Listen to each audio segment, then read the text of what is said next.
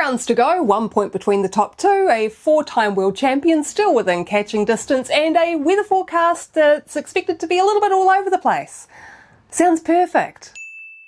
Kia ora, I'm Kimmy, I talk F1 in the world's second worst accent, and these are my 3 burning questions for the 2025 Sao Paulo Grand Prix. And I do promise this isn't all going to be about the title fight. However, I am going to lead with it. In the lead up to this weekend in Brazil, there's been a lot of chatter around Oscar Piastri's slump, Lando taking the lead in the Drivers' Championship by 1 point, and whether or not Red Bull have something in the works that they're expecting to serve them well in the final 4 races. I'm also, as I mentioned in my pre-weekend video for Mexico, still keen to see how the grid penalty situation for various components might throw a spanner in the works, and if one or both of Red Bull or McLaren have been playing things very cleverly to try and avoid them at all costs. Now, last season McLaren made it to the end of the year without any penalties for either power unit components or gearboxes. However, Max took that strategic 10-place grid penalty in Spa and was then forced to take another 5-place penalty in Sao Paulo last season,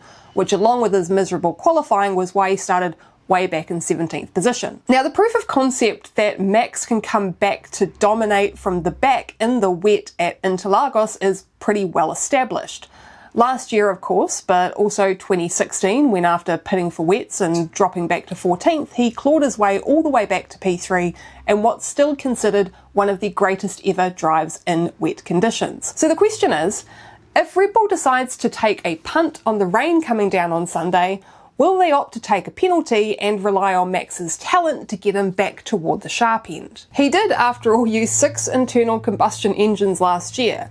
In contrast, both McLarens only used the assigned allocation of 4, and they made it all the way through the season without a power unit or gearbox penalty at all for either car. And with Interlagos being a circuit that, like Spa, pretty regularly turns on the downpours, but unlike Spa is still generally fairly raceable unless things get absolutely torrential, I sure am hoping for a little bit of rain to spice things up a bit and maybe entice Red Bull into taking that penalty so they can be sure Max is in the best position to continue fighting until the fireworks go off in Abu Dhabi next month. And my gosh, can you believe that the end of the season is only a month away? What the actual... And while many people still think that Max's points deficit is still a little bit too much, let's just look at what would happen if things shook out the same way that they did last year.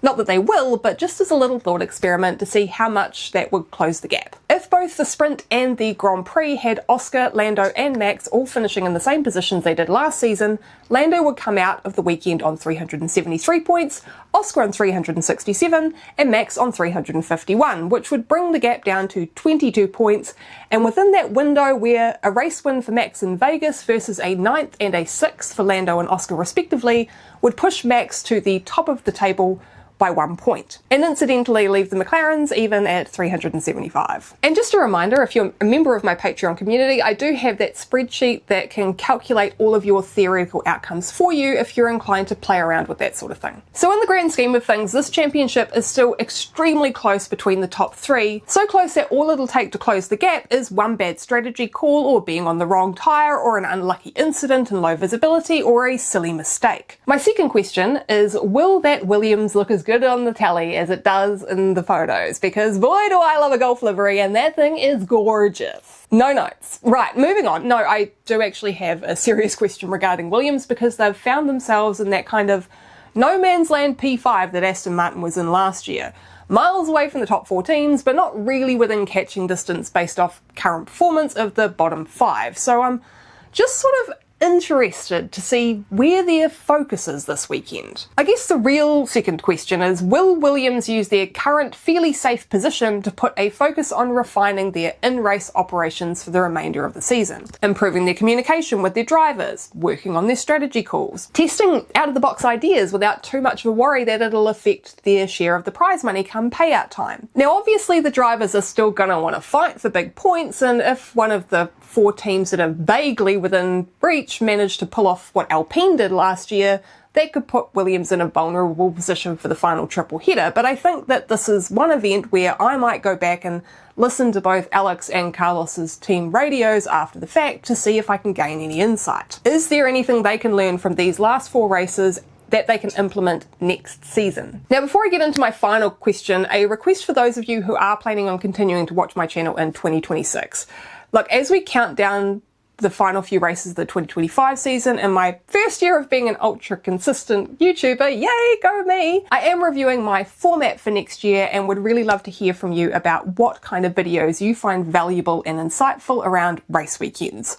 I'm leaning towards scaling things back a little bit and doing one slightly longer video after each weekend that will include a section about the next event so that on Thursdays I can focus on something that isn't specific to whatever Grand Prix is coming up. Topical stuff, history, things like that. What I can say though is that live streams are definitely not on the agenda. I really just don't have the ability to do that kind of level of regular scheduling. However, I am open to other ideas, so if you have any, then please just fire them off down in the comments and I'll make sure to include them in my considerations for next year. I will also continue to post during the off season, so anything you're interested in hearing my take on, I'm always keen to see that in the comments as well. I have got a few plans for December and January, but I'm still refining them, so yeah. Righto, last question. And yeah, it's time for tyre chat. After making a good call with the compounds last time out, has Pirelli made a mistake for Interlagos? This year they've opted to go one step harder in the range with the C2, C3 and C4, as last year during practice Pirelli noted high levels of graining,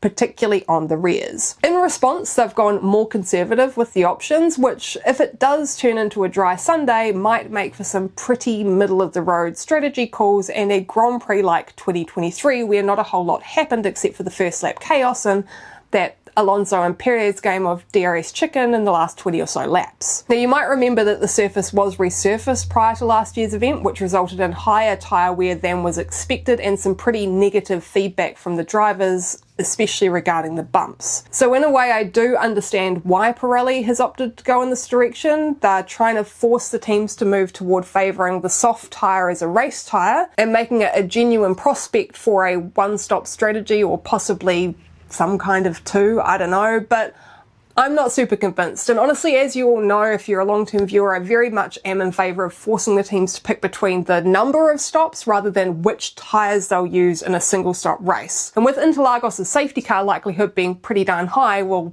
we'll see, I guess. I'm not holding my breath for a classic if the rain doesn't come down and decide to make things interesting. So that's my 3 burning questions for the 2025 Sao Paulo Grand Prix. What are yours? Are you wondering if every single driver is going to get asked about popping the question to their partners by every person with a microphone? I sure hope not. Are you wondering who's going to come out of the weekend on top of the battle for 6th in the Constructors' Championship? Or maybe you're wondering if this might be our last real chance to see another surprise podium. Chat about it down in the comments. Thanks so much for watching to the end, and don't forget to click the like button and subscribe to my channel if you would like to see more from me. As always, a huge thanks to my patrons for keeping my fridge stocked with the important things in life.